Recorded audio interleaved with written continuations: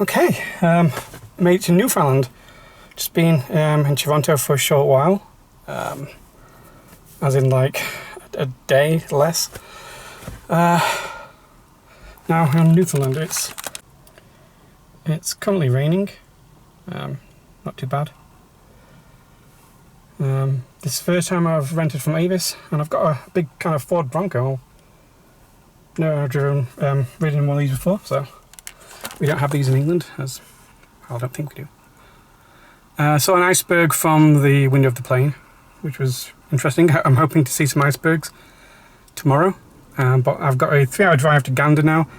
I was hoping to stop in Terra Nova National Park to pick up both my entrance fee for the Morne National Park, and also just to do a short walk.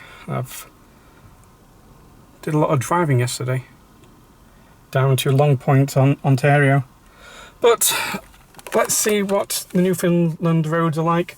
Hopefully not too bad. It should be quite nice and rural once I get out of St. John. Okay, so I'm heading down the Trans-Canada Highway across Newfoundland. It's pretty much the only road across the island.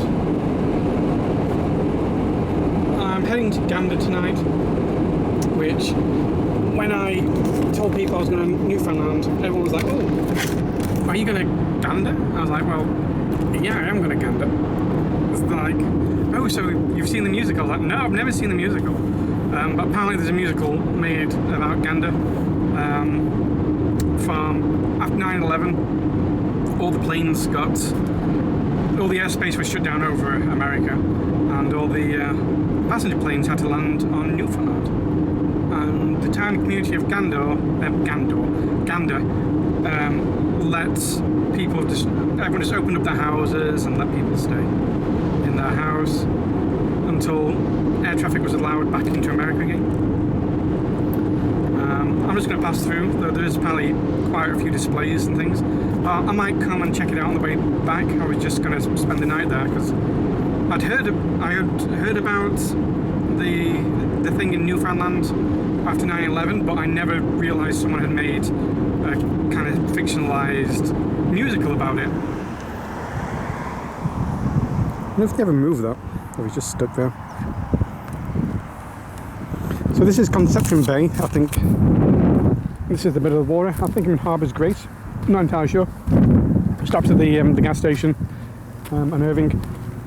I still had road maps, they don't, so we have to find my way on my phone. So sometimes the icebergs get trapped in bays like this. There's not one in this one. I might see some at some point this week.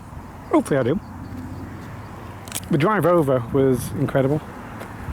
If you're into kind of empty roads, well, the roads were empty, there were lots of cars on them, but not any towns, just looking at all the trees, and there was lots and lots of trees.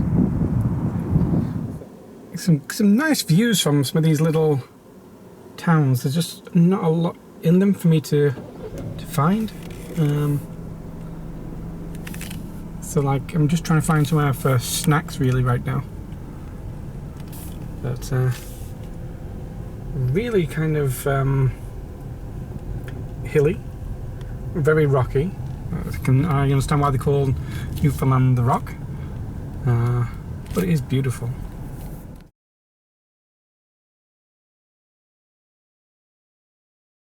It was really rainy like all yesterday, and so I didn't get to go in and do any walking.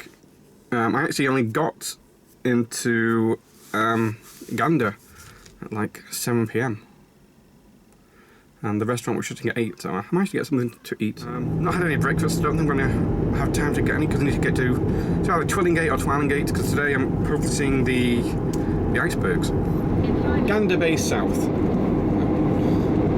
So there's lots of ponds. So to the left of me, my sat nav is showing that there's a big pond, and these are huge ponds. You know, I don't know why they're not called lakes. Okay, I'm going to take the 33-1 now.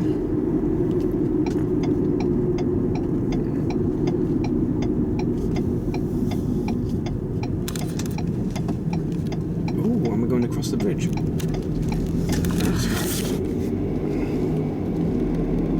So 61 kilometres until Twillingate.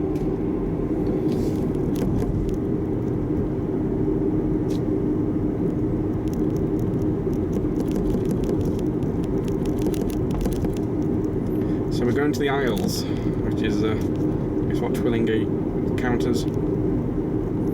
So I'll no longer be on Newfoundland, I'll be on the island off Newfoundland.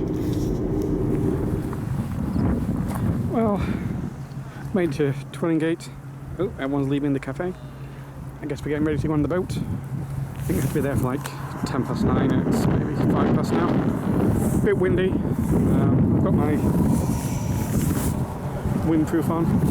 Oh wow, the cliffs over there look really nice. So hopefully we're going to sail up that way, or possibly sail up this way.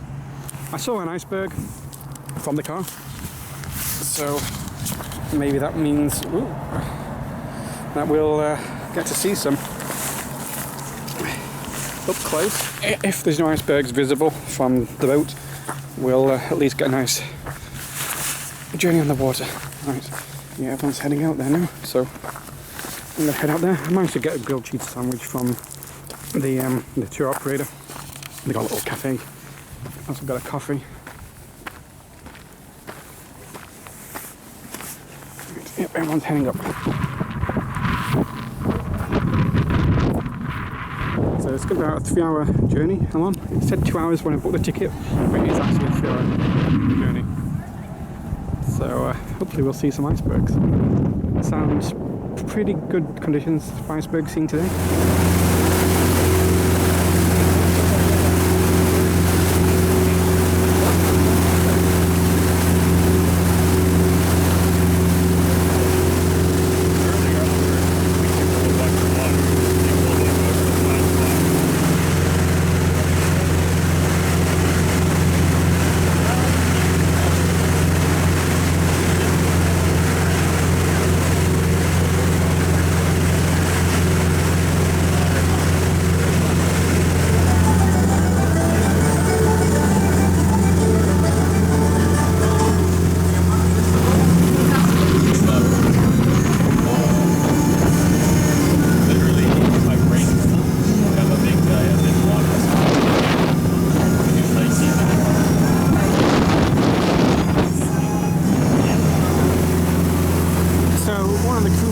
Just said that when they have their like late autumn storms, the waves just go huge, and that's why you get these just islands with, you know, the cliffs with really interesting shapes, simply because the waves hit so high up the islands.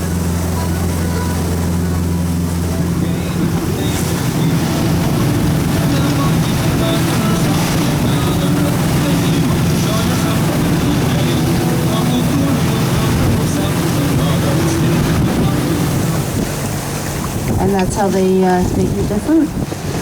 And when the whales do come up here from the Dominican Republic, they're up here to eat twice their body mass in food. The first iceberg here, this is the Bluff Head Cove iceberg. Now this one has actually changed quite a lot over the last month. It was about 4 times as big as what we're seeing right now. And over the last few days, it has been constantly calving and breaking. This section that you're seeing in front of it is actually attached to it, and it was underwater just last week. So you can really tell how much it's been breaking off. Now this one is definitely not as stable as the one that's a little bit further out.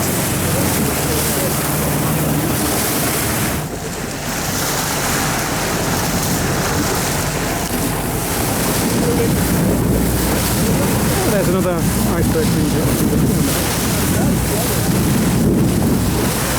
I wonder if they ever were part of the same iceberg, or whether these have been separate.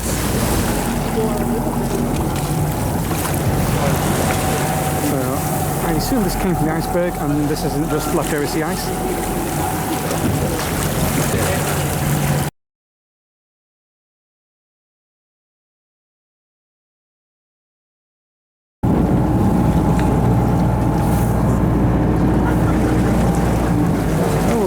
See or lighter, you can really see the size of the iceberg under the water. So this is one iceberg and it's joined to this one. You can see under the water how it's really just one big iceberg.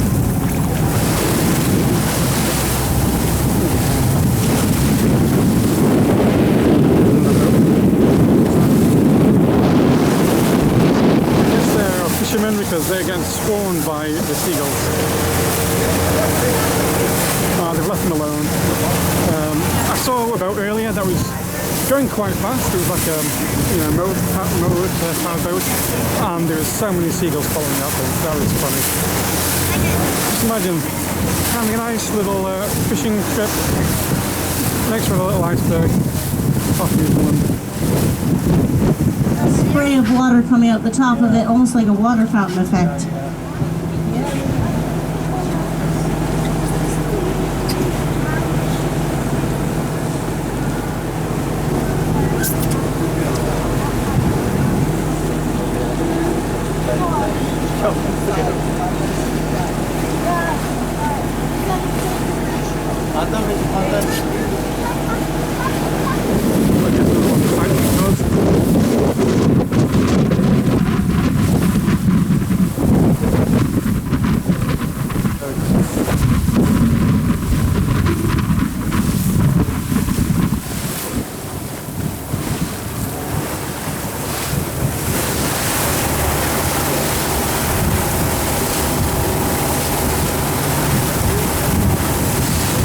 Beautiful patterns on it. Look how it's, see how quickly it's melting.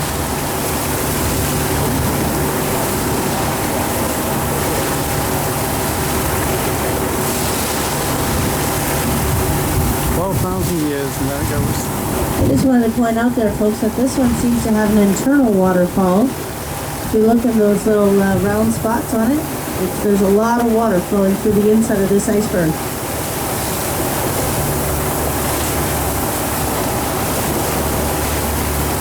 Get my binoculars out, have a quick look.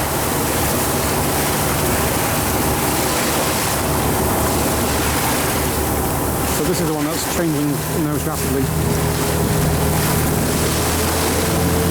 So it's melting just internally and it's rolled over. That was like a snail with a massive shell. Like a snail face shell.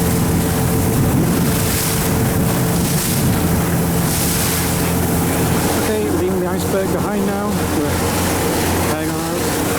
See a little baby bird.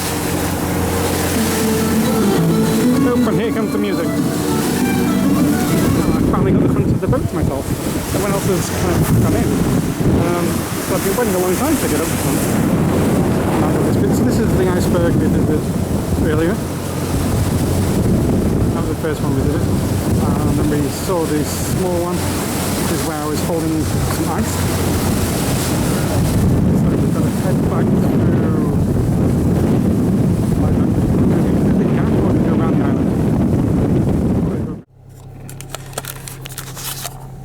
Right, I'm back in. My hair got a bit messed up. I need to wash it now. I've got covered in sea salt.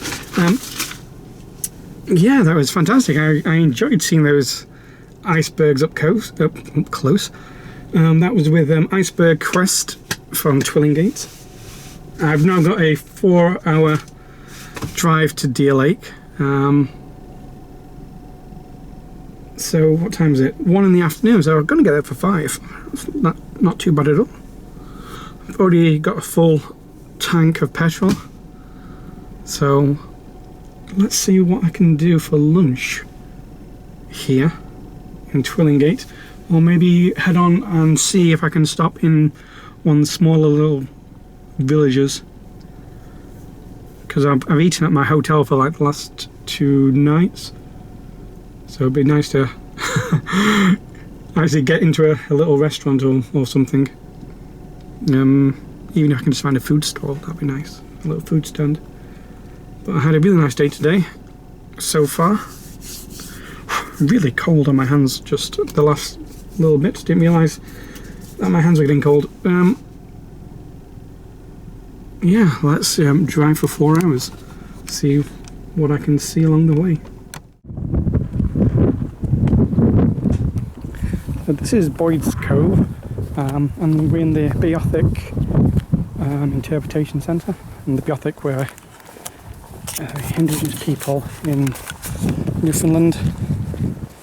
Sadly, the last one of their culture died in 1829 in St. John. So when Newfoundland got settled, it I guess was slower than a lot of North America, so all the people would come seasonally, set up fishing camps along the shore in the spring and leave. So there was, and when they left, they would leave behind obviously nails and tools from their cabins. So the Beothuk wouldn't need to trade with the Europeans. They could just scavenge from the sites. But as more and more people more Europeans came here permanently, the Beothuks would have to move further inland, and there just wasn't enough food there to support them. So in the 1820s, in the 1980s, an archaeologist was looking for sites where the Beothuks could have had their camps, and this is one that they discovered, partially excavated. They found bones and things that suggest it was the site was occupied most of the year, apart from the middle of the winter, where they would migrate further inland, I guess. And there's some streams and things where you could catch fish. So there's no Beothuks surviving today, so you don't know a lot about their culture. And that there was some violence by the settlers, and obviously disease and starvation. And the last Beothuk died, I think they said 2 tuberculosis. So we're going to just see, we'll just see some depressions in the ground from where they used to have their camp. Yeah, so they said that the Beothuks would paint their skin red and all their possessions red with an ochre. Obviously one with high iron content, probably for religious purposes, but also sunscreen, maybe even insect repellent, which I think I just had a mosquito land on me, so I wish I had some right now. You can just see through the trees, the water. So we're right on the ocean. Okay, this is a cove.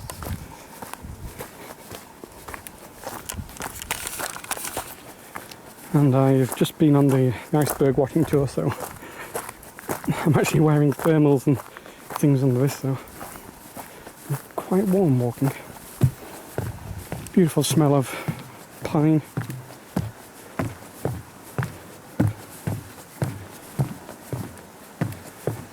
This is only, I think they said under 2 kilometres this trail to lead us to just the depressions in the ground by a meadow on the coastline where they would have had their houses. So I can either go to the viewing deck, there's no distances on any of these signs, or we can go to the archaeological site.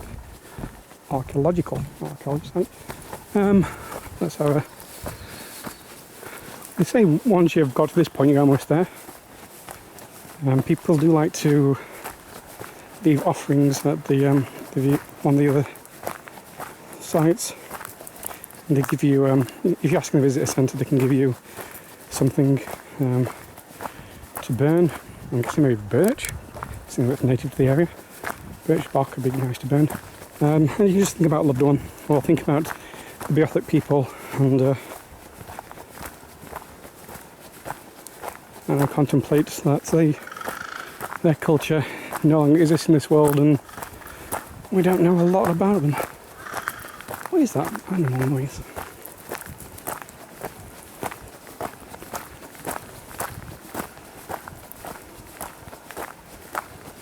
I just got jump scared by a squirrel or something. Just ran right out in front of me. Oh, there it is.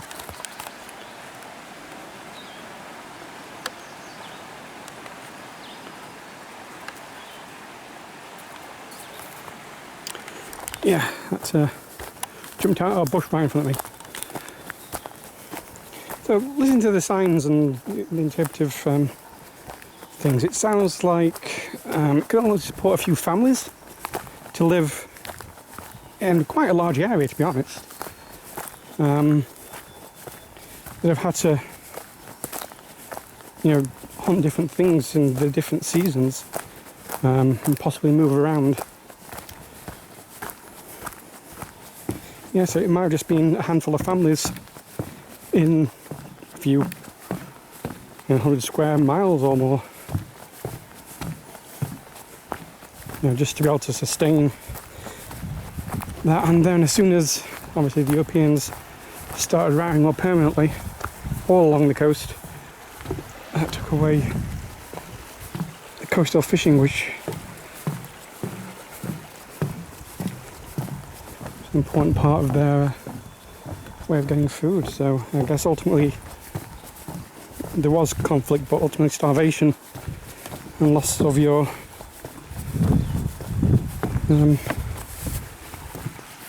your traditional foraging area. What will have wiped them out.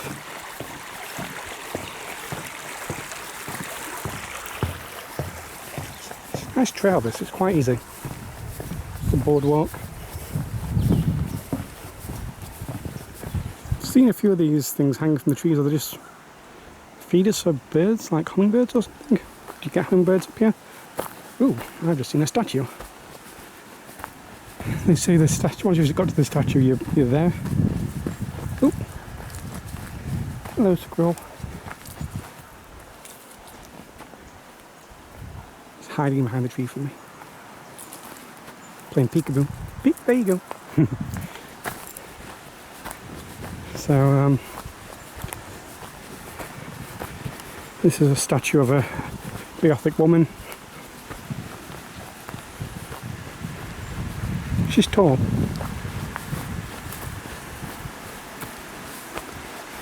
See some people left some feathers. Put something in her hand.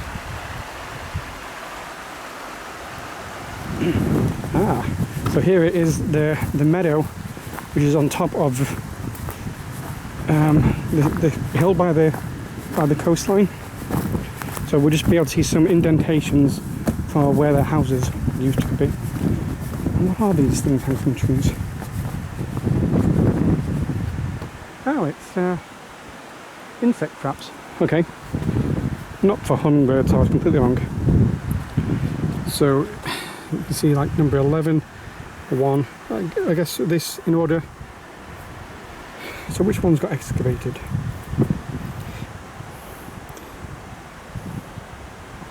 So 1 and 3 are bigger structures, and this 11 a small wigwam, maybe just a little thing attached to the house. So if they come in threes, they might only be they might just be about 4 families, or like extended families living here. So we're not going to walk on the meadow itself.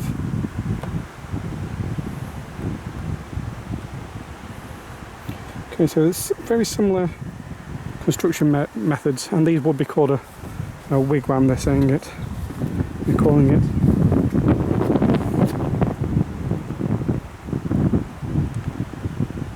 So, this is called Wilson Falls. This area just here. Oh yeah, a few little falls. Right next to the site. Obviously the Beothuk would have running water, maybe even some fish seasonally.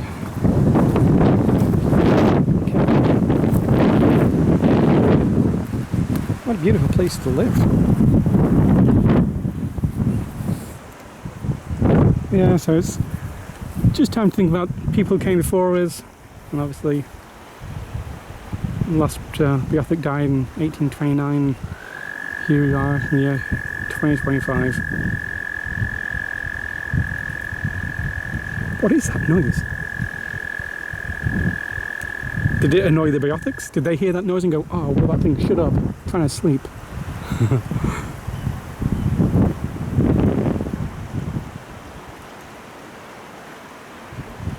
Okay, let's head back. Okay, so they had some chilled water at the whatever centre. Yeah, the museum slash exhibition area. So that was nice. So this is Boyd's Cove, and that was, is it Beothuk or Beothuk Interpretive Centre. I think it was $6 to get in for the museum piece, and the trail was free. And it was 1.5 kilometres. So it didn't take that long. I think I was back in... I left 15 minutes ago, and I've already stopped in for a drink and back in my car. So I've got a long drive ahead still. I need to stop and get some food and a drink. So when I was heading, I saw the sign for this site, and I turned down it, and I thought I must have missed it, because it's just like a very short, like one-lane road with a blind summit at some points. But no, it's down here, and if you're heading to Twillingate, then I'd check it out. Okay, let's carry on with my journey. Well, I'm still driving on. It's now 4:45 in the evening. I should be at Deer Lake about 25 past 6. So another hour and 45 minutes or so. It's not been too bad. When I planned out my itinerary for my days, for some reason I thought I'd be getting in a bit earlier in the evenings, but it's not worked out like that. I stopped and got a sandwich at a gas station just for my lunch, and a couple of Slim Jims and a soda, and then so I'm halfway there between Twillingate and Deer Lake. So done over 2 hours. That's not bad.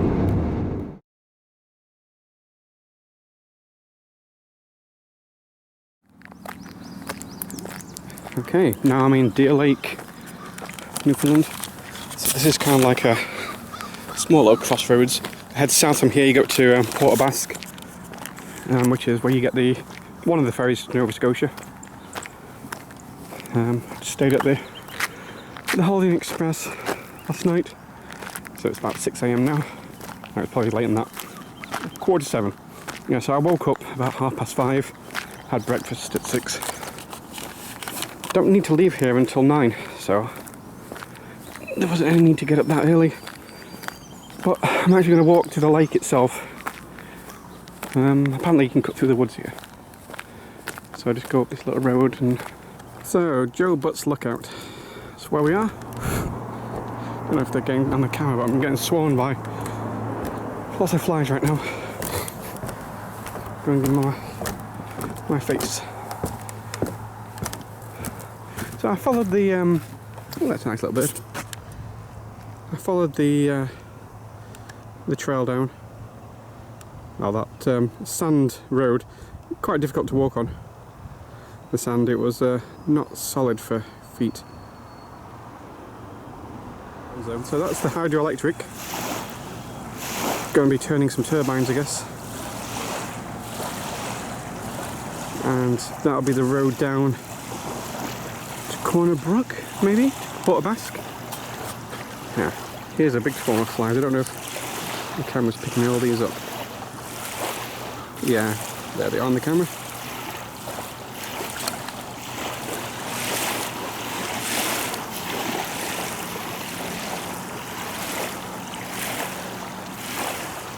And this is one of the smaller lakes in this area.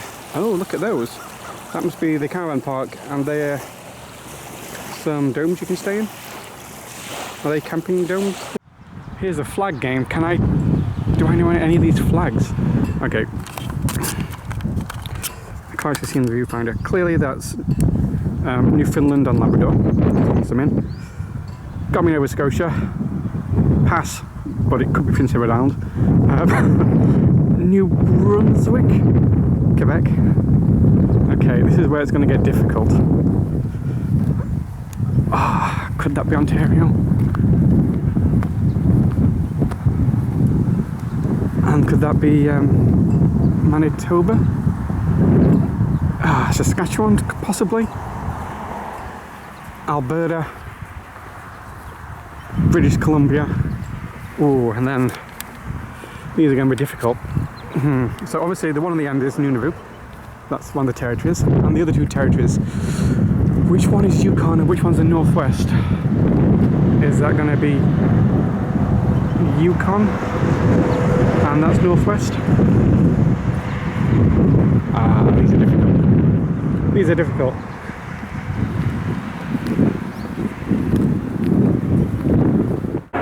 Okay, so I'm still in Deer Lake, but now I'm at the Newfoundland Insectarium, butterfly garden. It looks like a stick, but it's actually an insect. I'm going to name them insect sticks. Yeah. After Morne was like, can't put up the sign 10 minutes early, and then he put the sign up 10 minutes early.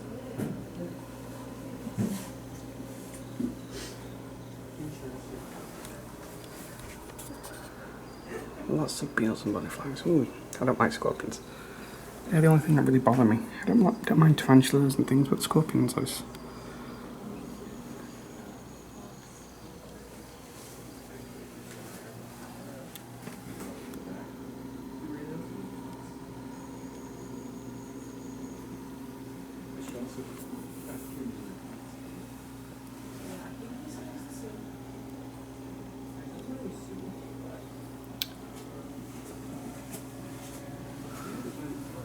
So are these just different stages of the things, or are these actually live Yeah, that'd be nice.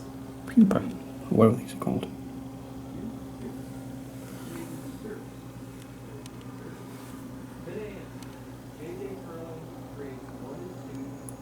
My cat Vivian loves eating moths. She'd have a field day with these butterflies. I have to stop her from eating them. Beautiful big ones. Oh, look at this one. Let's see your face. Pop his wings up. So this is a freshly called hatched? Hatched. Yeah, hatched butterfly. Hatched or emerged, whatever way you want to put it, yeah. And do you know what type this is? It's from the yellow kind of... Yeah, it's a rice paper, those black and white ones. Oh, so this is what it's going to look like when he gets his wings out. It's got quite a big abdomen. Does it kind of shrink down? Yeah, because there's a lot of liquid in there, and they pump that into the wings, so it's almost like hydraulics. Wow. Okay, so I'm in like an airlock. I'm going through the puddles. Back my sunglasses. Oh, wow. Good morning. Good morning. Oh, you're not a butterfly. You're like a little bee. She's a honey. Okay, so there.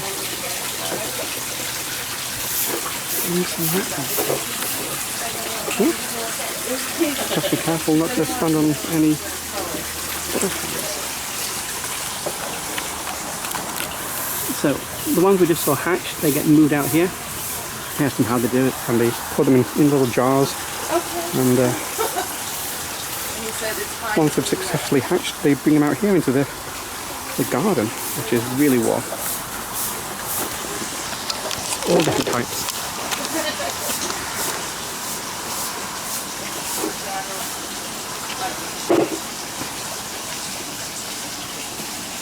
So I'm not allowed to touch them, but if they land on me, that's fine. Ooh, they've got nice colours.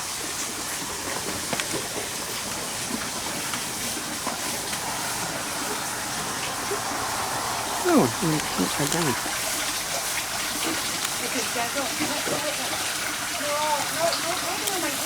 One of the workers just tried to leave, but she had so many butterflies on her that she couldn't. Oh wow, look at you.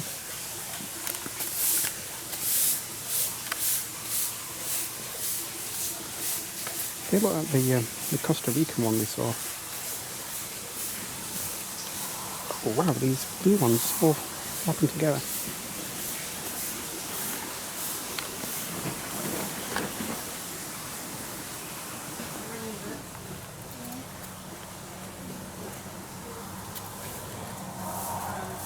Oh wow. You trying to get out?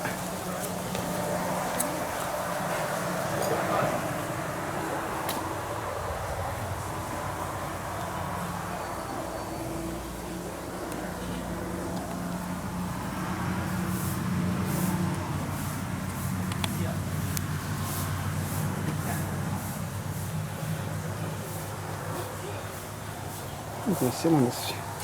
Oh, is this a swing? I thought it was a bench. It's a swing. I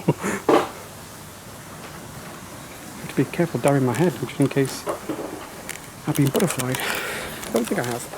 Wow, this is so hot. Let's take this fleece off. Oh wow, look at this one. Big one's over there.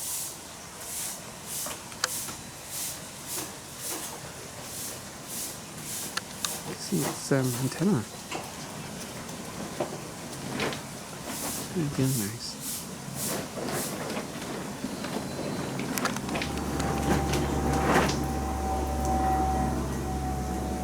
Lots of dripping from the ceiling from the, I guess just the condensation, because it's so hot in here. It's just going to evaporate and just hit the top and then keeps raining back down. I wonder how they choose the plants to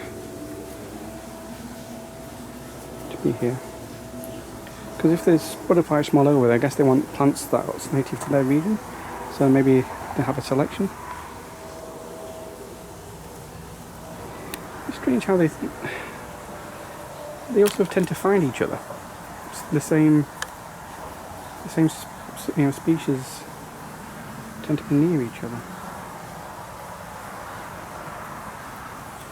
So is it just because that's the environment they're drawn to, or do they like do pheromones to each other?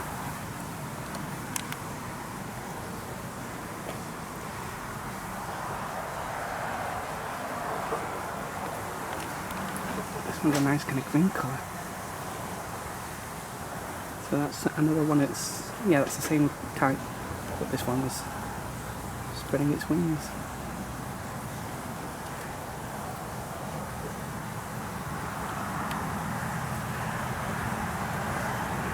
Those two blue ones keep flying around. They're really nice, those two. Oh, look at that one.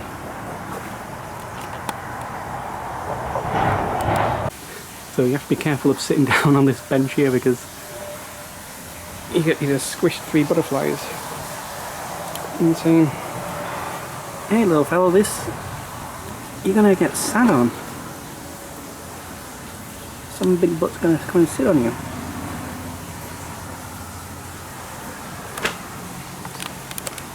Make sure there's none on me. Oof. Can't quite see. I don't think so. Nope. I think I'm good for now. This is what we need to see. So I've definitely seen all the owl ones.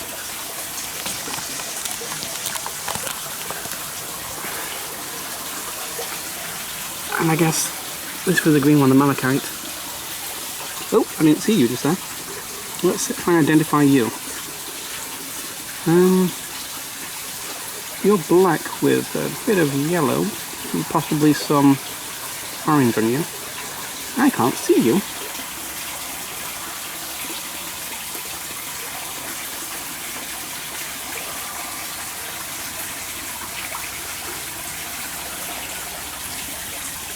Or do you not have your colour yet? So let's look at the shape of your wings. You're kind of like this one. Wing shape.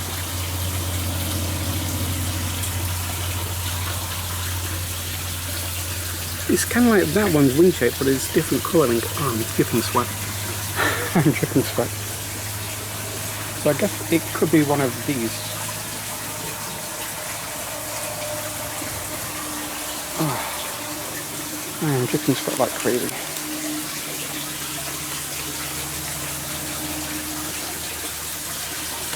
Ooh. It is pouring off my face. Right. I need to get out of this heat. I can't stand the heat. Well, I can't ask what temperature it is in here. Is there a thermostat? Well, that says 20, but I definitely still think it's 20. Check the butterflies. I think I am good.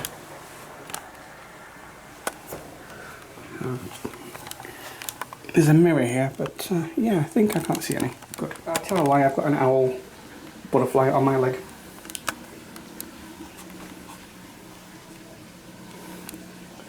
I think it's just the one. So how do I get it off? Do I just shake my leg or? Okay, so this is the main exhibit area, and thankfully it's air conditioned in here. Ooh. So there's all sorts of different things. Giant cockroaches.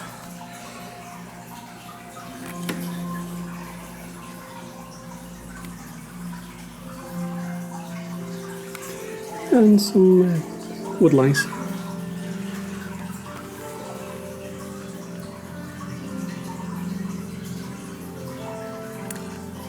Oh, apparently these emit a foul-smelling liquid. That's a defensive mechanism. Gross. Wow, aren't you gorgeous? Oh, here's a swimming axolotl. They're like salamanders, for this. Kind of looks like a giant tadpole, so this is the size of my hand. Ah, they have hawk moths here. We've got some in the UK. We've got elephant hawk moths. They're big things as well.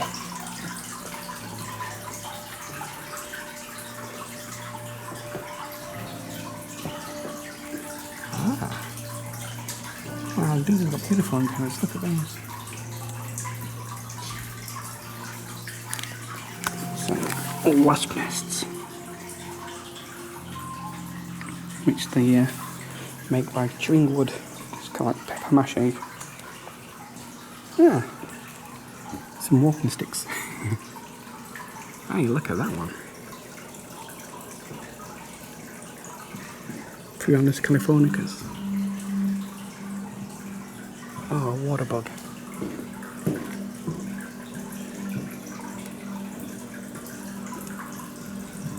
Oh, look at those grasshoppers, they're huge. Okay, we have bigger dragonflies in the UK. We got some really big things. Oh, it's like, are these stag beetle type things? Yes, this is stag beetle.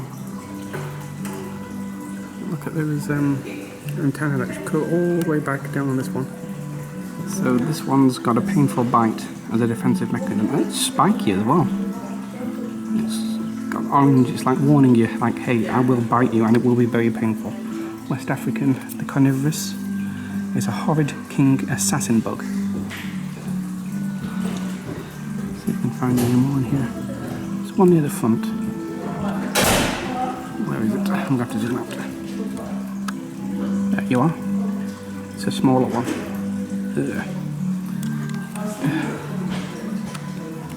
Look at that moth, that's beautiful.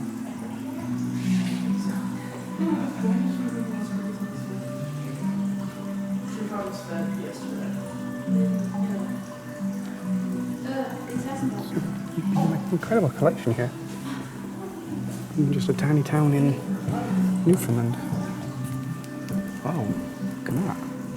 This is my hand scale. That's a huge one.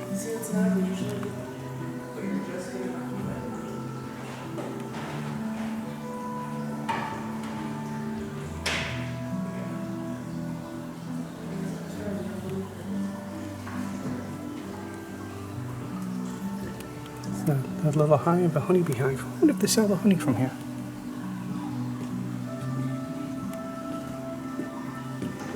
So there's the queen bee. She's got the green dots on her. And you can see the ones that are just cleaning her as she goes around.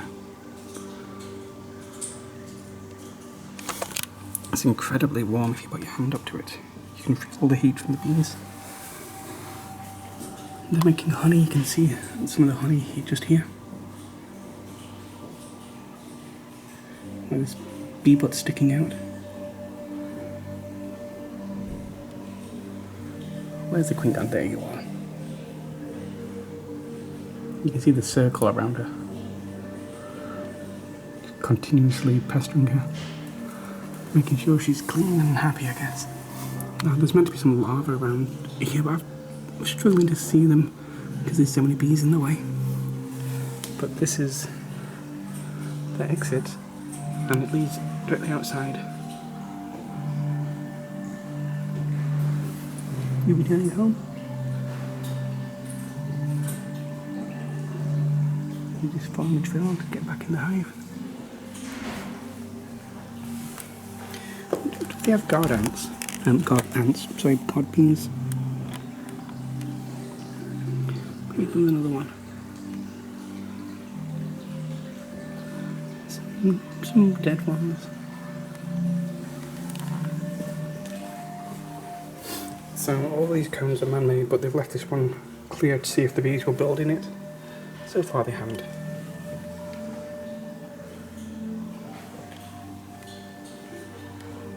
Hello, Queenie.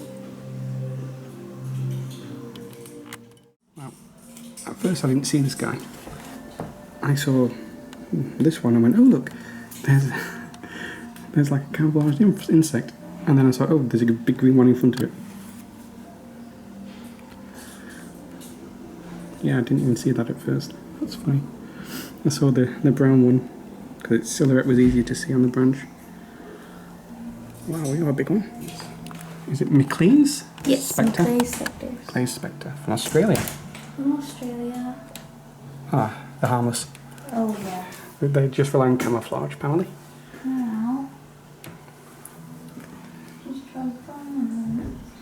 Kind of arch the back, they look like scorpions, from their silhouettes. Oh yeah, so that's part of their camouflage. They'll kind of hang out like a scorpion.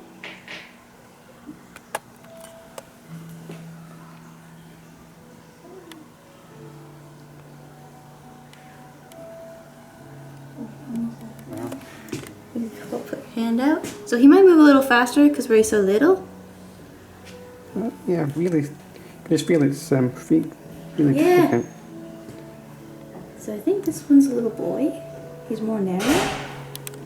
Yeah, you can see that like fake stinger. type Yeah.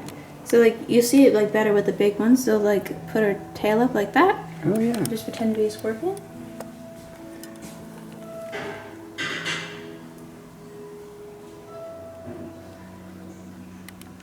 Oh, I've never actually seen a silkworm cocoon before.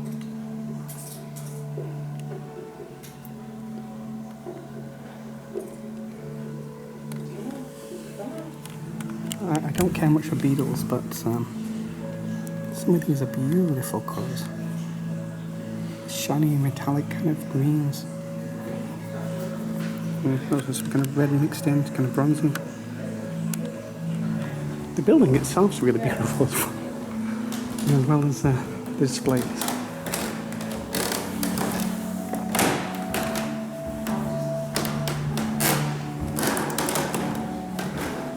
Oh, a green crab. So these are the invasive ones, I guess, that have made their way to Canada. It's one of the world's top 10 invasive species. Darn European crabs. Stop invading. This is a Mexican tarantula.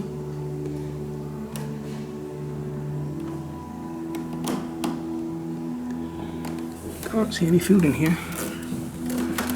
Sometimes the food hides away.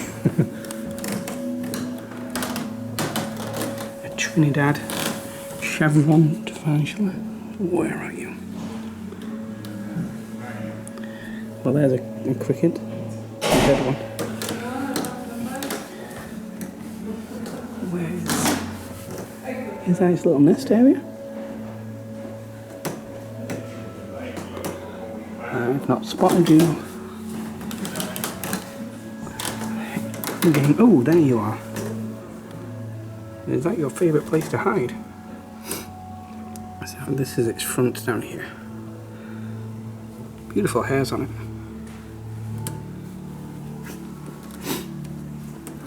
It's right next to these little holes. I wonder if the crickets tend to try and come through that hole and it just grabs them as they come through. That'd be a good ambush spot for it. You're not hiding as much. You're just kind of hanging around. Oh, you're a big guy. Another red lump. Look at the size of that abdomen on it. Let's see your little face. Give me a smile.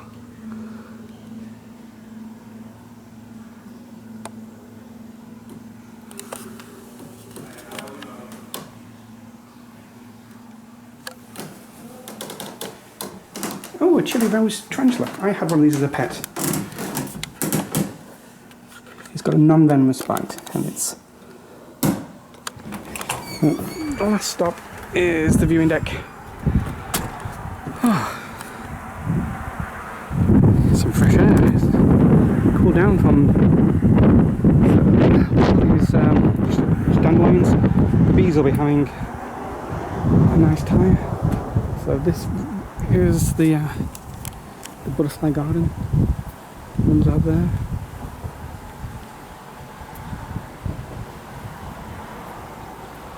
Careful bees.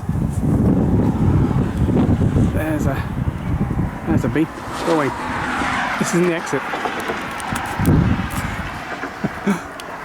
Won't get back inside before I get stung by a bee. Okay, so that was absolutely delightful. So if you're ever in Deer Lake, then this was the Newfoundland Insectarium and Butterfly Garden. It's like a big barn type thing. Yeah, I wasn't planning on spending a whole hour there, but I ended up spending an hour there. I thought it'd be a 20-30 minute thing, but no, I was having a fantastic time looking at all the exhibits and even got to hold one of the spectres. Okay, so I've got a long drive ahead of me now. Actually, no, I don't.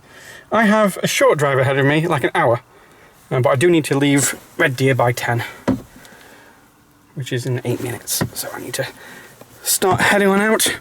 Next stop is going to be the National Park Visitor Centre, where hopefully I can buy a day pass. Yeah, so this is been going down some quite steep gradients. Here you can see in the distance is, I guess that's the tablelands. It looks like a big flat plateau. Still got snow on it. So just got my foot on my brake the entire way down this.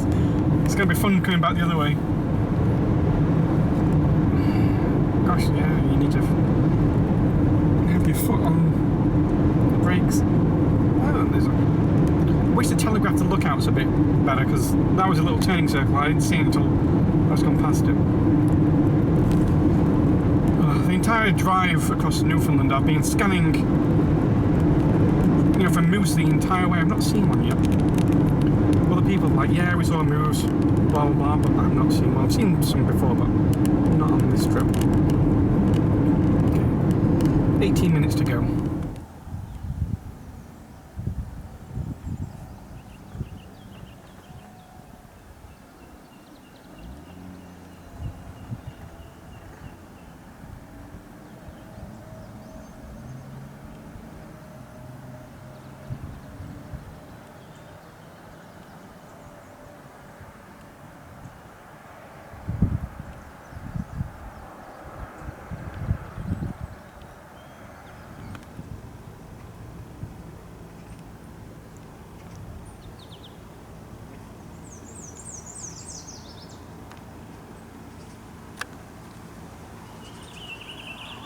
Just outside the main visitors centre for the national park. Still got a 20-minute drive or so to get to where I'm heading, and then a short walk, well, 40 minutes or so maybe. So I'm just spending a little bit of time watching this little guy.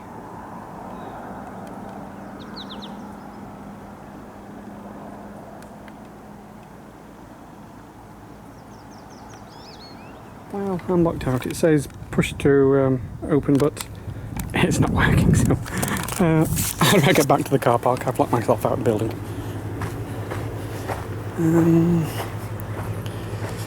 Follow this path around, maybe? Surely there's a way to get back in. So that looks like a service road, so let's see where this goes. Okay, the other door is also locked.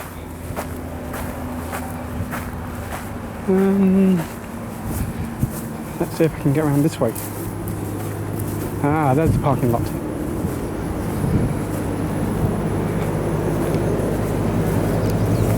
So, yeah, I got locked out. Whoops. Okay, well, I had to cut across some grass, which I don't like doing, to get back to the car park. So I ended up in the service area. I'm now concerned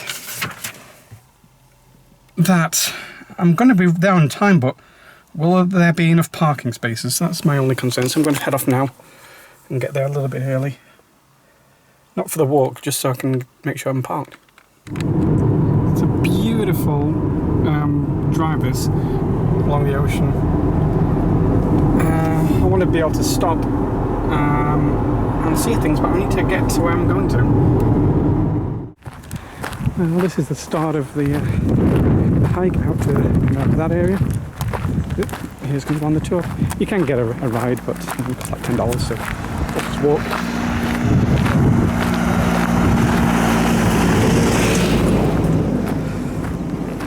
So this is the West Brook Pond Trail. It's kind of windy. I've got my windproof with my backpack.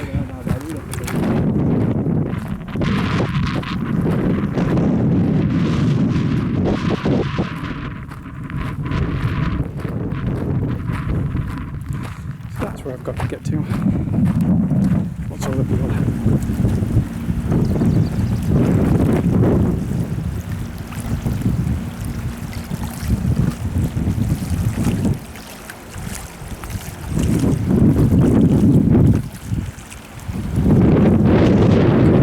The boat.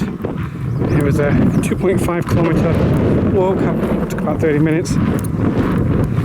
Quite a lot of the area. There's some kind of peatland, like boggy area that look just like parts of the Peak District in England. But obviously this is quite low lying, and the Peak District ones are a little bit higher elevation.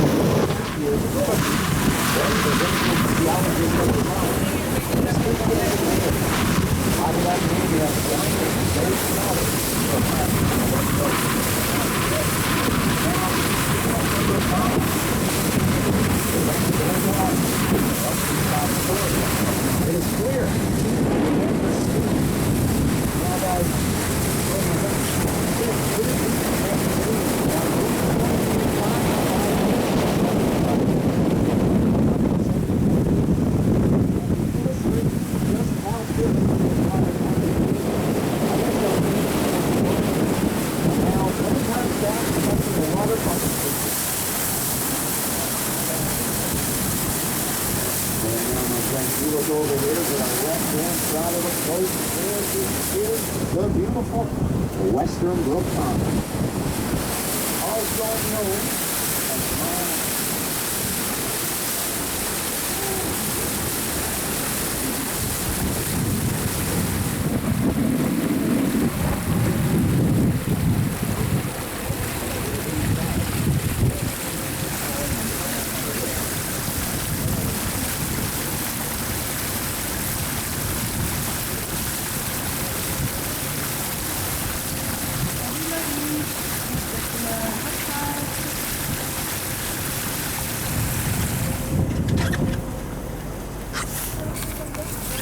And now, my friends, you look up over here to the left-hand side of the boat, we're going to start to see this beautiful hidden waterfall known as Blue Denim Falls.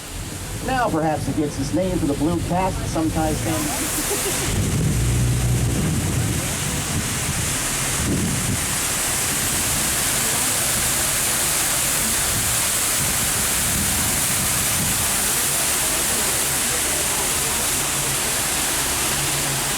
Anybody on board from Ontario?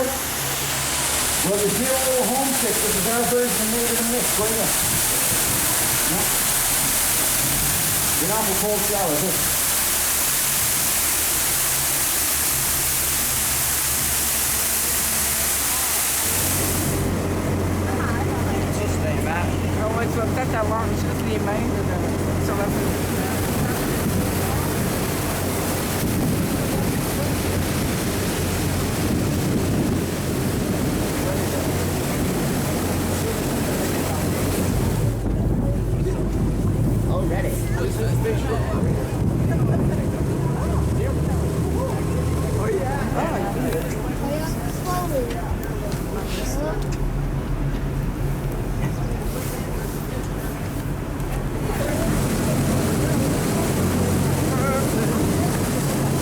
In here today, it's actually insignificant in supplying our pond with water. Western Brook Pond has very little inflow, and the only outflow being through Western Brook itself.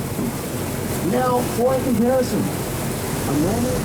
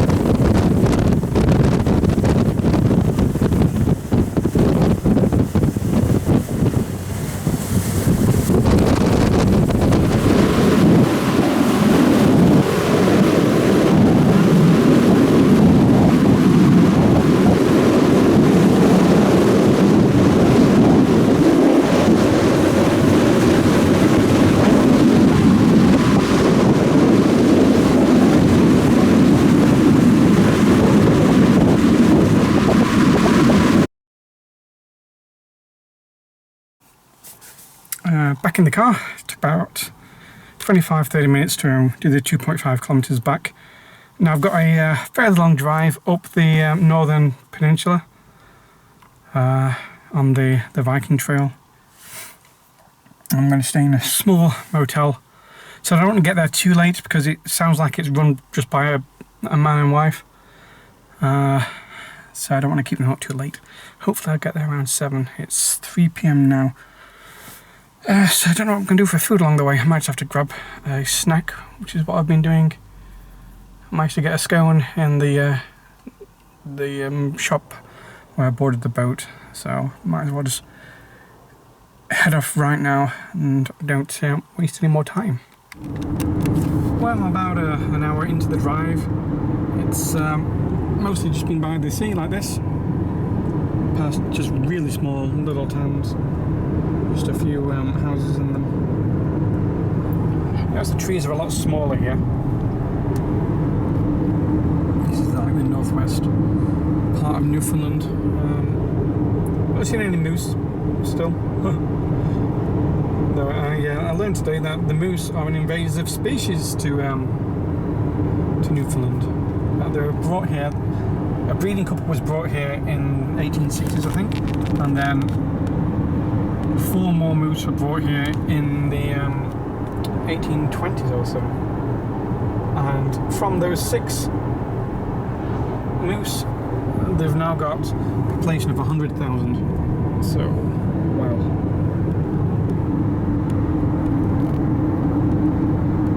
So it's quite barren in places here. So, I'm a few hours into my road trip up north. I'm just trying to work out, is that Labrador in the distance I can see, or is that just the clouds? I should be able to... I'm across the water from Labrador, but is it Labrador, or is that the cloud? I can't tell. Anyway, this is like the closest point to the mainland on Newfoundland. So if that is Labrador, it's behind the grass now. Anyway, an hour to go. Still on my Iron Maiden driving road trip. 50 minutes actually, that's not bad. Let's keep going and get there safely. Well, I just came around the corner and what do I see? A little iceberg. Just there by itself.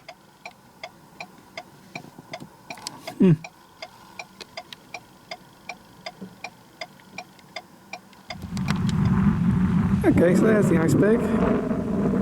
See, it's gone into two. Well, it's two above the water. It'll be just one underneath. Some cats and birds. Wow, it's really cold out here. So this is Lower Cove. And I guess that is Labrador across the way. Ooh, it's really cold. I'm going to get back in the car. I accidentally set the alarm off. Don't know how I managed to do that. When I stepped out of it, the alarm just kept going and couldn't turn it off. And I didn't know what I did. Not had that happen before. Anyway, that's my iceberg I've seen from the road. I don't want to get too close, but I've seen at least one moose. Let me see if this other one moves as well.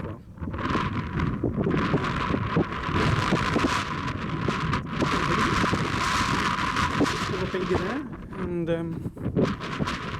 bigger one just over there. Is this a moose? Is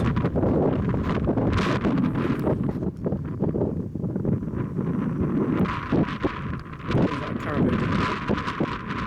It could be a caribou.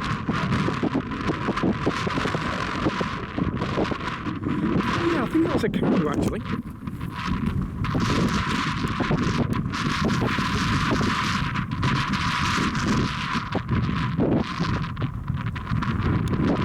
So I'm at my motel for the night, just on the coast. They weren't in the thing, but my name was on the door. It said just help yourself to room 12. So yeah, I'm getting myself checked into my room.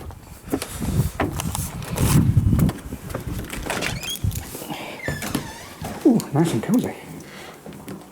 It smells like a cabin. Which I guess this is. Can't get the key out the door. Oh, I need. I'll do it later. I need to get out of the cold. Okay, so I'm spending the night before heading on tomorrow. It's a lovely view. Alright, let's get my luggage in. Well, I've seen no sign of anyone. There's another car here, but that's just me. So I'm going to take a walk down to the shoreline. Hopefully don't get washed away.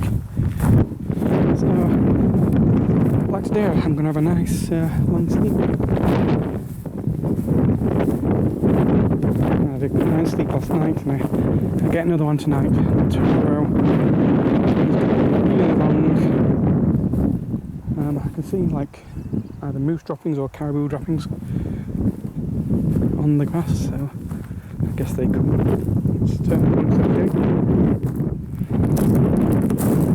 Let's see if I can get onto that little spit of land. Now, before I do, does it look like the tide's coming in or not? Not walking in mud. It's very strange, but it's the first time on Newfoundland that I've actually smelt like the ocean strongly. Like, even though I've been going, near the sea, and even though I went on the boat, it didn't really smell like really oceany, because I guess there wasn't much seaweed, but there is seaweed here. I guess that just makes all the difference.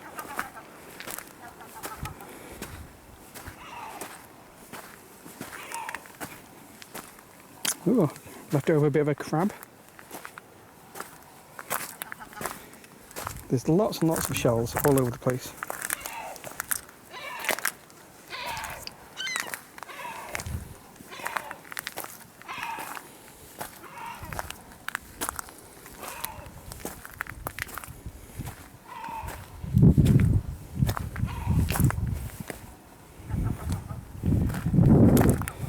guess tomorrow I'll be heading in that direction.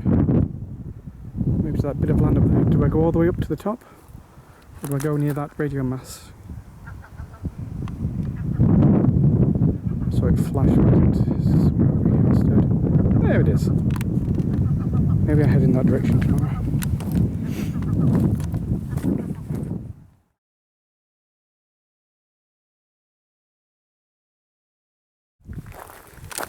So this is the Viking site. Well, I'm just near the visitor centre. I believe it's... Oops, someone's got a leaf blower out. I believe it's called Meadows. Not actually heard anyone pronounce it yet. That's one of the things I want to know. How do you pronounce this place? It's the only recorded site outside of Greenland and Iceland in North America. Well, the west of Iceland. And it's actually on the mainland of Newfoundland itself. I thought it might be on a little island with the bridge like Twillingate, but no. This is off like right at the very top of the Great Northern Peninsula, which is kind of like,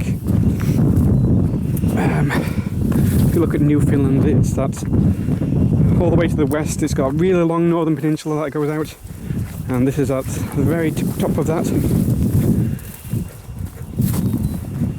So this morning I left my motel, left early. I was up at like 4 AM, couldn't sleep. Well, I couldn't sleep, I had a nice sleep, but then I woke up and then I didn't go back to sleep after that. So, went to St Anthony, and from St Anthony, like right to the junction for the 436, there was roadworks. So a lot of queuing. So I can't tell you much about the this place just yet, because I don't know a lot about it other than that the Vikings had a camp here.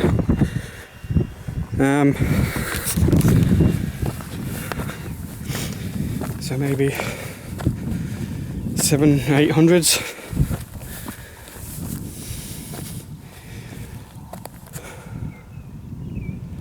So there is a recreation of the Viking village and also the excavation site. I think they found it relatively recent, well, like the 70s, so like 50 years ago.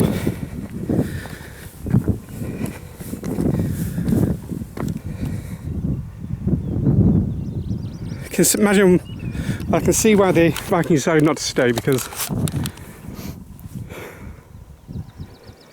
they have territory like this at home. If they want to land on a place with no trees and poor soil for farming, then why come all the way to the top of Newfoundland for that? Right, so if I'm looking out across this bay, going to see some icebergs.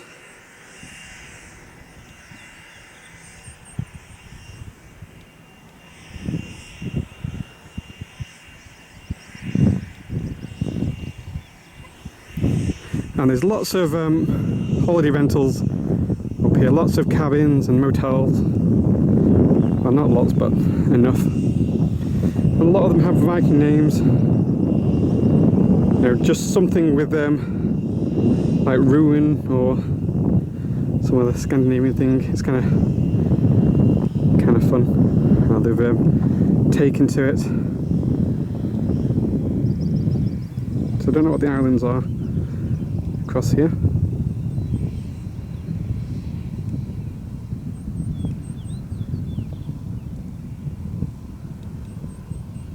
That's a big one out there. It's a nice shaped one.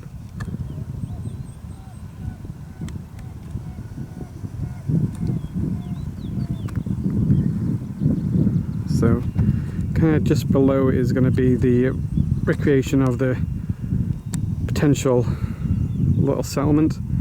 And obviously they have the excavation sites. And the visitor centre is kind of below me. I've just walked up this to here. That's my lonesome car in the lot. Okay.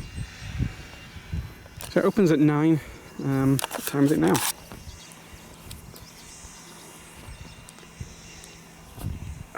Five to. So let's head back down and try and figure out how to get to this visitor centre, and then do we have to drive down or? I don't know. We'll figure it out. Okay, I've been in the visitor centre.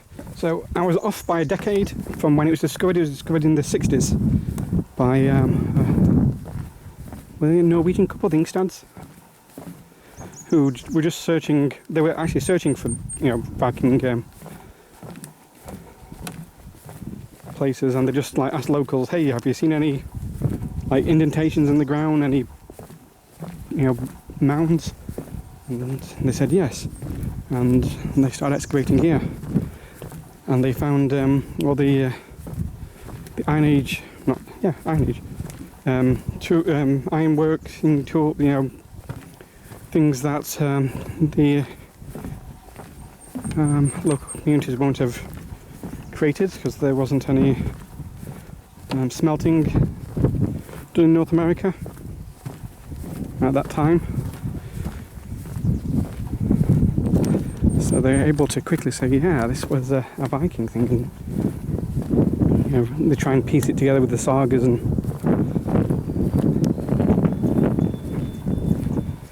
figure out. So it's going to be someone who came, they will have come from Greenland and headed west.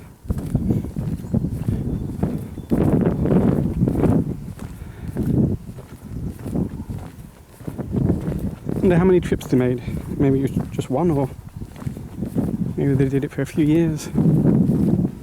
So I'm just walking on the boardwalk now, and we're just going to head to the excavation site. I think we're going to do the self-guided tour. So I'm just going to look around. So we'll just see little bumps in the ground and read what they found there, and then they've recreated some of the buildings of what they would most likely have looked like. It's an interesting sculpture. It's almost like rocks or waves, or that even kind of looks like a sail,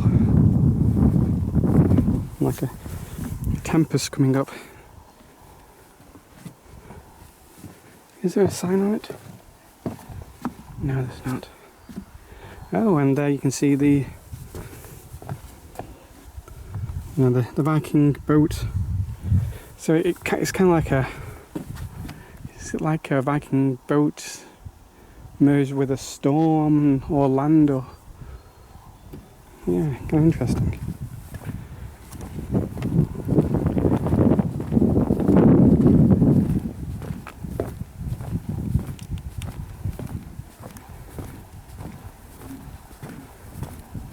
A lot of this land looks really similar to places near where I live. If this was like heather in bloom, you can imagine this on some of the moors near me.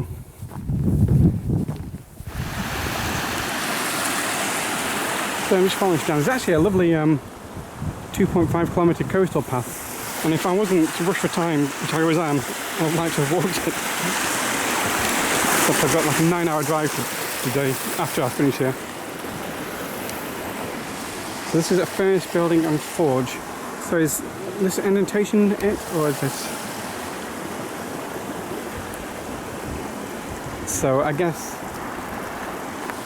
the forge was slightly away from the rest of the buildings. So I bet it probably stank.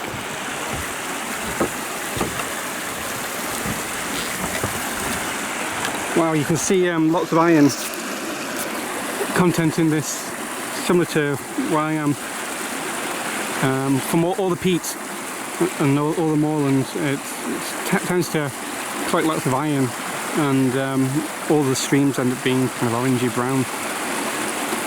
So they've probably been able to, get some of the peat bogs up, and then just found some iron they could probably smelt. Well, just tiny bits of it, just under the layer of peat. Yes, I'm actually reading the guide now, and that smelting hut was probably only able to make about 100 to 200 nails, and it would have been from the bog ore and charcoal kiln.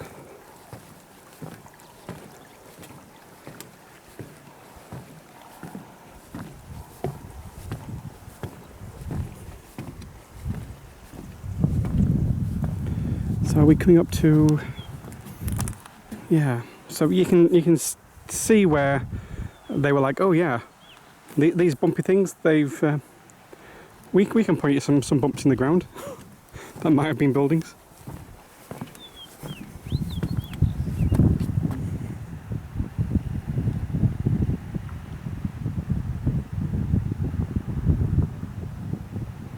So is that a hall, a small hut, potentially for slaves, and a house? So this was a... Oh, and I was completely wrong on the time frame. It was actually really late into the Viking era, like at the end of the 10th century, beginning of the 11th. And obviously, like 1066 is really considered the end of the Viking era, when Harold was killed. Harold was a Norwegian king. He was a Viking. He was also a Varangian. He went down to serve in Constantinople in the East Roman Empire and then tried to take the throne of England, and he was defeated. So that was only like 60 years later, and that was at the end of it. So it's really quite late in the time frame. They found evidence to say it was around like the year 1000. So what's this one? This is D. So this is smallest of the 3 halls, so you can really see the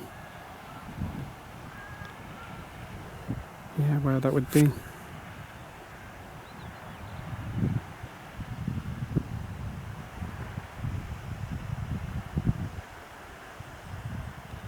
Yeah, so these are like a few halls. That's the biggest hall, I think. And then these are some small ones with huts, possibly for servants or slaves. Okay, so this is apparently the largest one, and this would be where the leader would be. It's twice the size of Eric the Red's home in Greenland, and equivalent to the size of a chieftain's hall in Iceland. So he probably lived here with his crew, with a private room and a large central kind of communal feasting area. Even a lean-to so they could repair the boats, so they'd probably have dragged the boats out. When the Vikings left here, they burnt it all as they left. They took anything of value and then just burnt it so no one else could use it.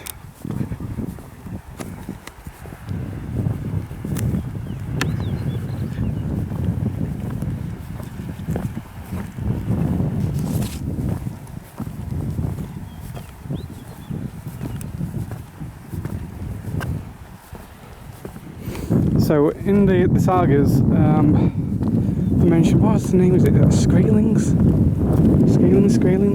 which is just their term for like pretty much anyone. So who knows exactly who they saw out here, or it'd be interesting to see how long the indigenous people tell tale of all these Vikings.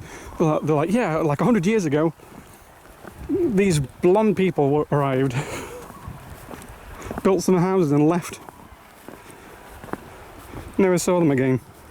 Wonder how long before those tales get forgotten. Right, let's look back out to the icebergs. And then I'm going to walk into the recreation of what some of the halls would have been like.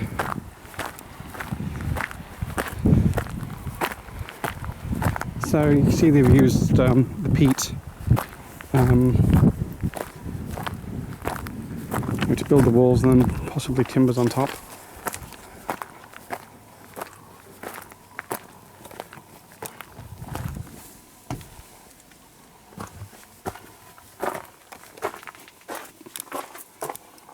Ooh, they had a fan.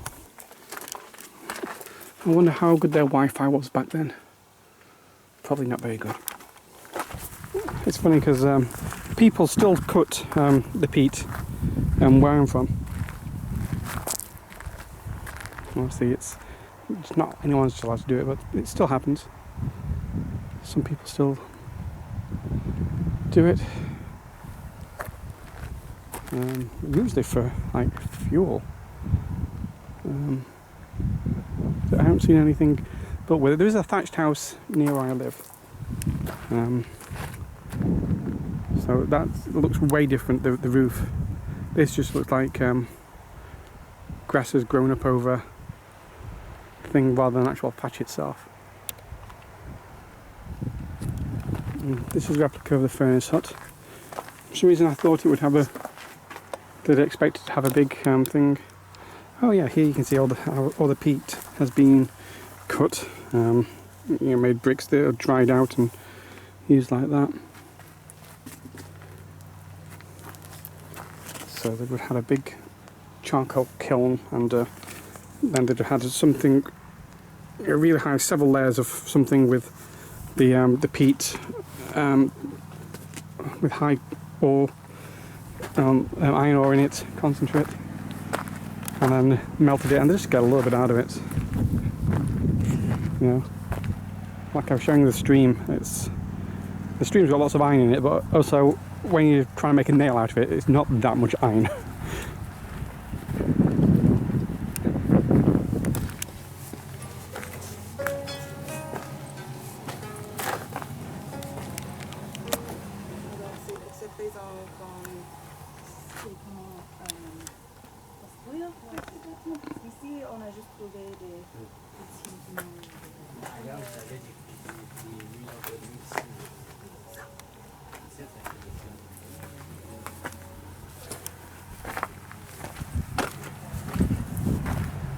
This is Meadows. It's a French name because this was part of the French shore, so part of a treaty between UK and several countries. They all had, fishing rights, and they were also allowed to come on land and dry fish. The Basques from Spain, and obviously Portuguese and things like that. So actually, Labrador is, I think that's a Portuguese name, Labrador or something like that.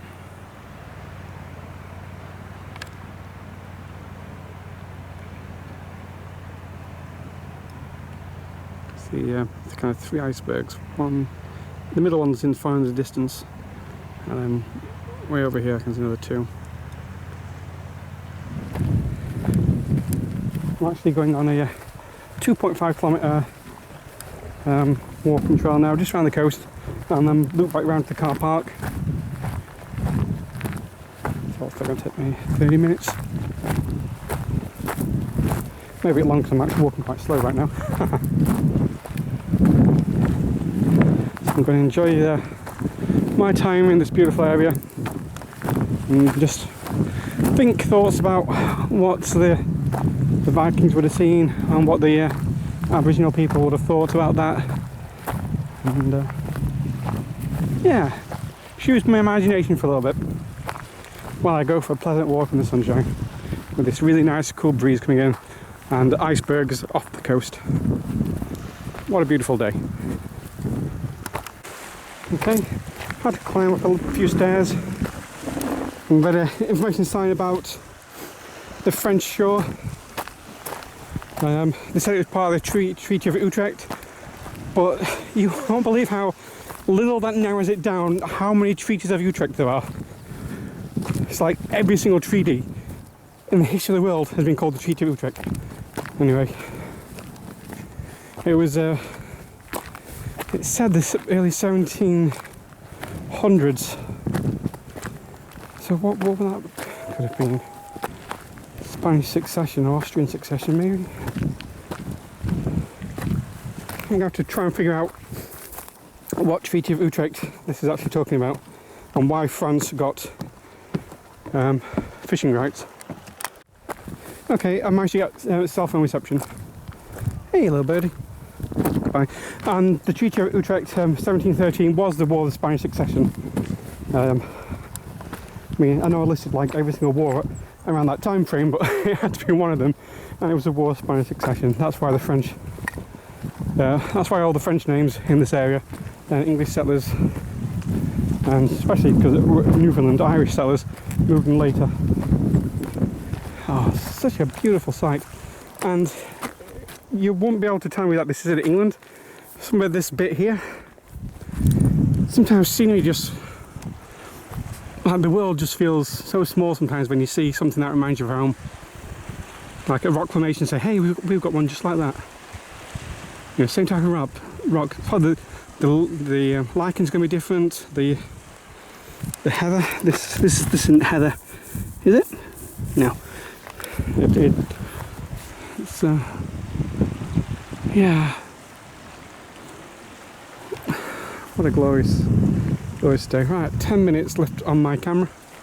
I have to keep moving. Oh, before I forget, the name of this, it's 2.4, is the Birchy Nuddick Trail. That's what I am walking on this morning.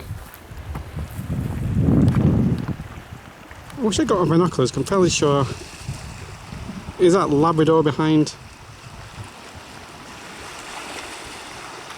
It's hard to see in the viewfinder because it's quite dark. I'm fairly sure there's some hills with some snow on them. That must be the mainland. So is it Blanc-sur-Blon? Is the settlement where you get the ferry over? That's on the Quebec side of the border. But the rest should be Labrador. So the province is called Newfoundland and Labrador. Newfoundland is this island and the islands off it, and Labrador is the mainland section, which is even less populated. I finally seen my moose.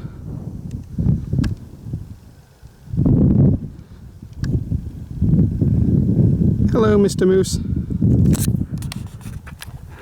Finally, on the skyline. Well, it's better seeing it there than on the road. But I'm happy now.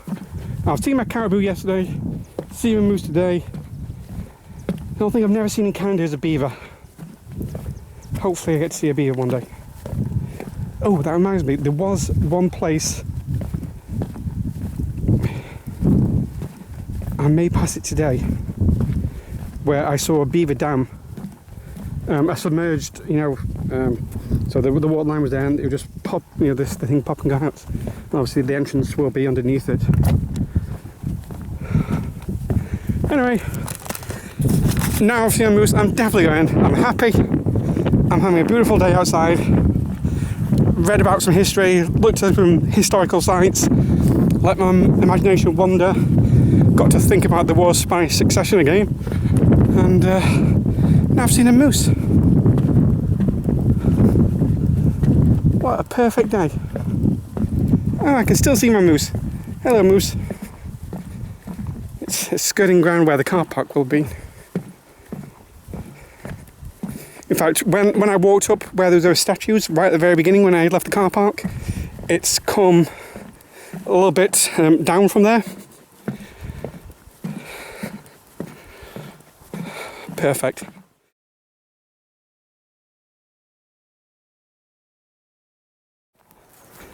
So I guess this is one of the long trails that leads out a couple of kilometres. So this is like a multi-hour hike up this way. Yeah, this is the coastal trail.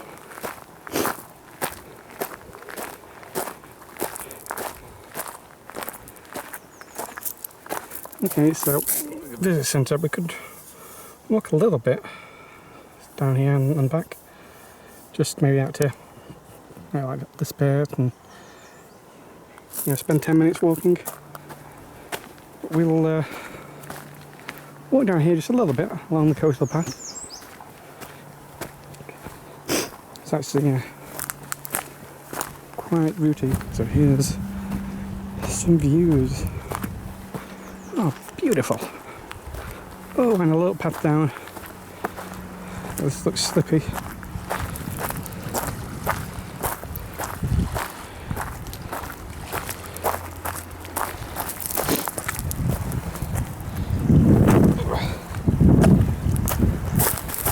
Oh yeah, delightful.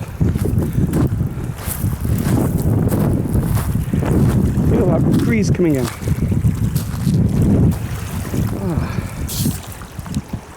And there's boat tours and things all across this area. You can do it from visitor centre.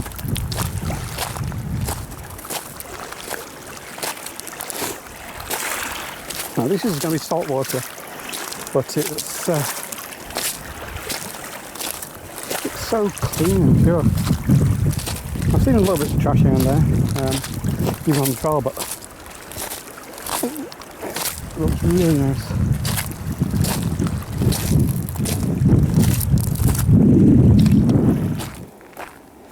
So this is just going to be a pleasant walk through the woods.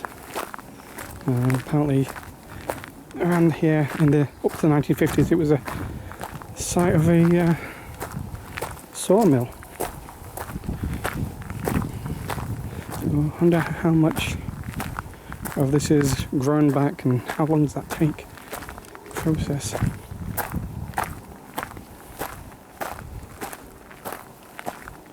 Okay, path just branched there and wasn't a sign, so I'm just going to follow this river area here. It's quite warm today, about 25 degrees Celsius. It was really warm yesterday as well. So just across the bridge from the visitor centre, and we're having just a pleasant walk. It's actually a really nice breeze, and obviously the heat is from this clear blue sky we're having and sunshine.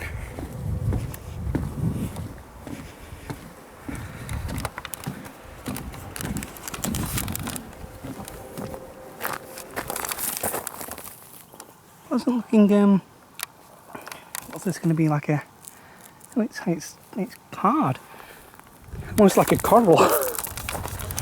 So I thought it would be a moss. Was it like a lichen or what is it? Yeah, it felt hard and brittle. Right, back at the visitor centre. They do kayak rentals here.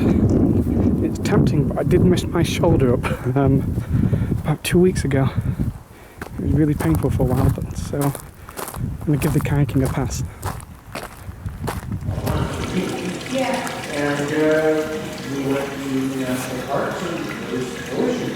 Our castles hung up in the really. You can find one of these. Yeah, and I've heard that already again this morning, so it seems Can I like it's, find one of those? yeah, but I know like, So how big is it? so Oh, it's adult 2.5 centimetres. That's quite small then. adult has 1, so for one adult is at 5, See if we can find one of so them. for 2 it's 11. Well, the family was 12. And the green sea urchin.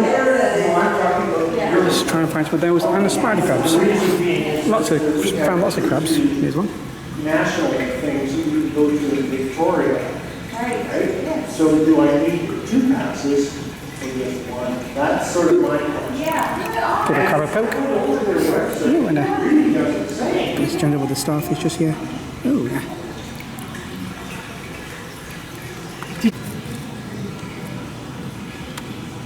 A very rare blue lobster.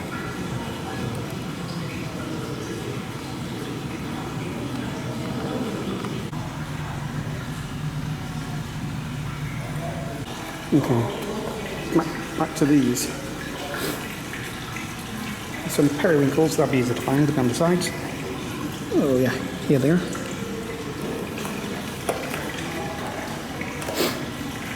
And the northern rock barnacle. Hello, crab. Can I find some barnacles?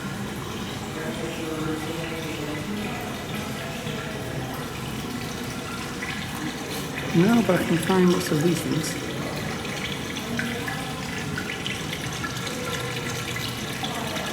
Ah. Here they are. Oh, you can see them opening and closing. Oops. If I can focus on them.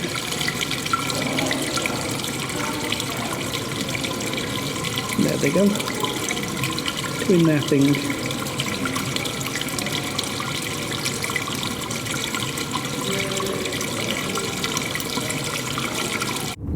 just been driving down this short road just to the parking lot for the very, very short trail I'm going to do. Just going to be around the pond. It's going to be nice and gentle. Okay, there's only me in the car park as usual. That's how these things tend to go. So I'm doing just a kilometre around the Ochre Hill pond.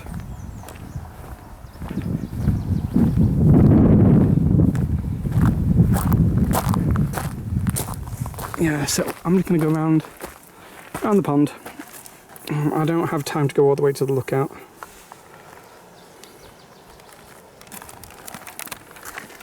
Here's the pond. You can see it through the trees. Oh, a bit of a wind blowing. So I drove up on quite not a huge hill, but at least up a hill to get here. So we're kind of high compared to being down by the sea where we were earlier.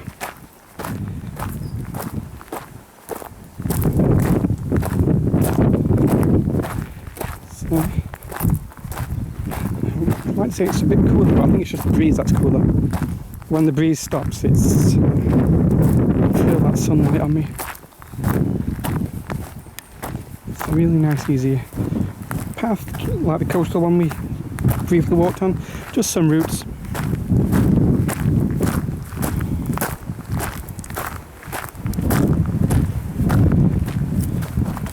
Feels like I've crawled around the pond now and heading back.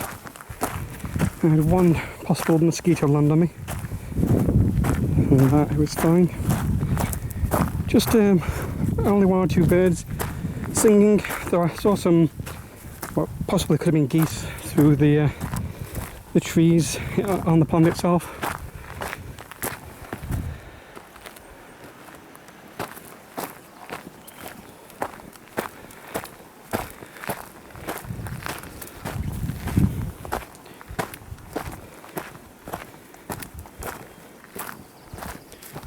If I can see anything from this bridge.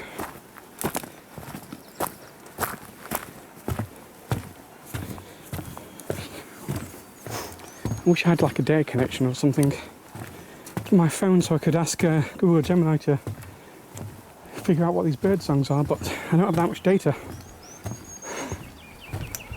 It costs a lot to use data abroad. Hey, what was that tweeting? What's this plant?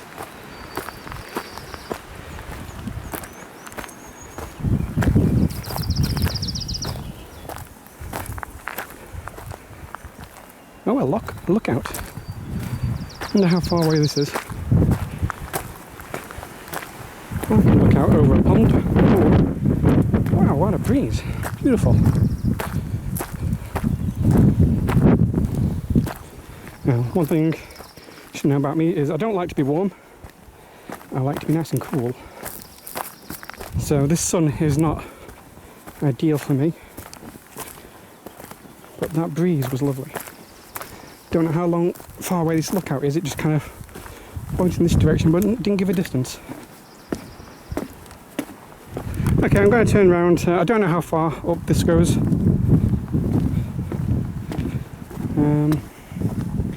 I'm just going to head back to the car park.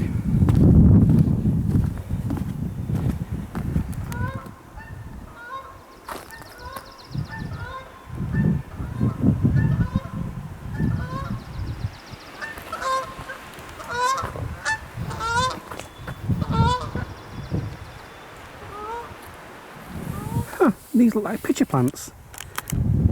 I did not expect to see any of these. There's some there as well. Huh. Okay, so the path that I saw leading off, that I started following, must definitely have been the lookout path. So I'm back at the car park.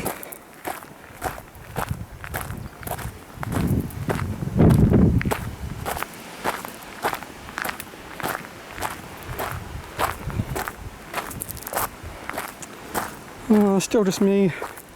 My car never made a friend. So this is the end of our journey in Terra Nova National Park. It's lovely. Wish I had more time here, but things just didn't quite work out for me. Both when I arrived on Newfoundland with the rain and kind of spending too much time back east, and then today with obviously the big tailback, which went on for an hour. Very peaceful though. Right, let's get in the car and start driving to St. John. So I'm here in Clarenville. I was about 10 minutes late, or would have been, to the final tour for the Parliament building in St. John, so I thought, well, there's no point rushing. If I'd not gone up that side trail, I probably made it in time. But I just stopped to the Mary Brown's, because I've been seeing signs from, so I assume there's like a fast food chain. So there's a few that I've seen that I didn't really know what they were, like Mary Brown's, is it Jungle Gyms, Robbins, A&W, I don't know what these are, so I thought, why not and stop and have one, so that's what I did. Right, so let's continue on another 2 hours to go to St. John. Okay, well, I made it like an hour after I intended, so it's going to be shut, but I'm going to look at some of the things. So this is John Cabot. Caribou, we pronounce him. I used to know all the explorers, but I forgot. I learned it all when I went to Quebec, but so this is the shield. This is going to be the shield of Newfoundland. We'll have a read. Okay, the coat of arms and lookout is a gift to people of Newfoundland and Labrador from Paul J. Johnson and the Johnson Family Foundation. So this is the coat of arms. You can't really, it's so big you can barely see it. And it's got the flag of Canada, Newfoundland and Labrador. Got the Union Jack, which a lot of the Assembly buildings still fly for some reason. It's as a British person, I find it kind of weird to see my country's flag flying from all the Assembly buildings. Here's St. John. This is the first time I had a look at it. So I kind of parked around the back. I got lost, as you do.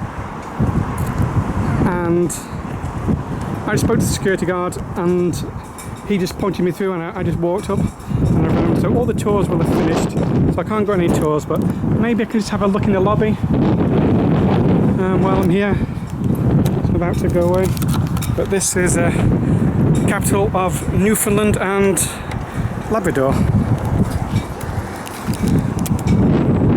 So Newfoundland and Labrador joined the Canadian Federation in, I was about to say that's way wrong, 1949, so after World War II.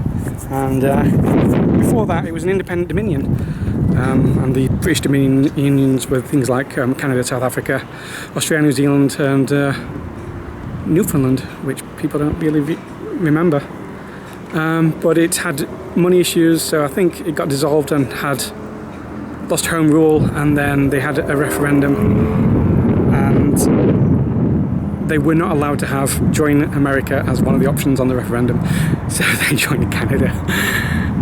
You know, a lot of Americans have been stationed over here during World War II, lots on Newfoundland, part of the Destroyer Bases agreement between the UK and America, I believe. Was it Clemson class destroyers they were given? So it didn't always used to be called Newfoundland and Labrador. It was called Newfoundland until, I want to say fairly recently, just the last few decades, when they incorporated the Labrador part more prominently in the province name.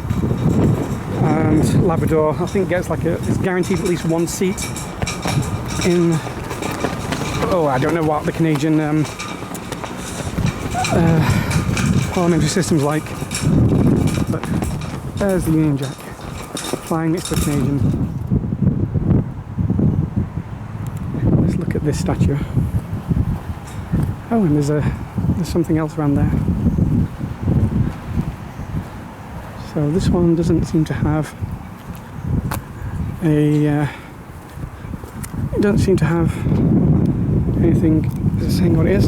Shall we try the front door? Please don't get me arrested. Okay, I visited the Parliament building, or whatever it's called, the House of Assembly. And obviously the tours had finished and the security had locked the doors, but they kind of saw me hanging around outside. And I just asked, if you start asking questions, they just let me in. And obviously locked the door behind me, and just, I was looking at all the displays, and then one of the guards brought me some pins and just started talking to me about some of the things and showing me a little bit of the book where they turn the pages of the book every few days. And then I said, hey, I'm parked right out the back. And they went, yeah, follow me. And they led me through the corridors and out the back. So it's always, you always get some really nice people when you visit the Parliament buildings. They're, you know, they're proud of their democracies, and yeah, it's like I've always had really good experiences. Apart from in Texas, those guys are quite rude. But once you're through the metal detectors in Texas, you can go pretty much anywhere. So I wasn't able to go around the building, but I saw all the displays and some beautiful cast like statues inside. Yeah, and there's like a beautiful artwork going around the back wall as well. So I bet inside there's lots of other things, but I didn't get on to go on the tour, but I got my 2 pin badges, and that's me visiting the Newfoundland and Labrador Parliament building.